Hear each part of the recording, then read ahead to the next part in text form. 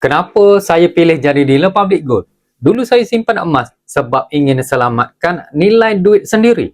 Tapi lama kelamaan saya sedar ilmu emas ini terlalu berharga untuk saya simpan seorang diri.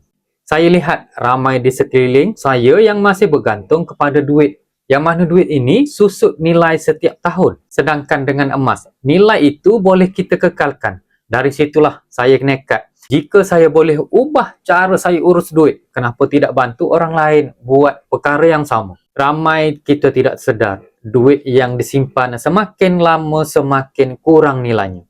Bila tukar kepada emas, nilai itu kekal dan boleh diwariskan.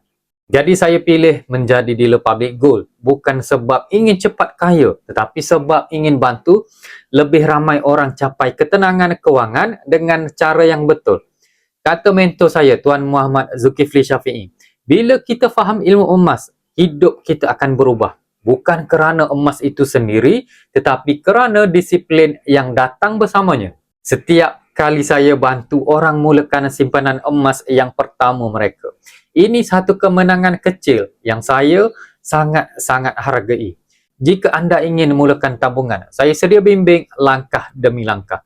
Mulakan tabungan, hubungi saya untuk bimbingan, like dan follow video ni untuk info emas yang seterusnya. Assalamualaikum.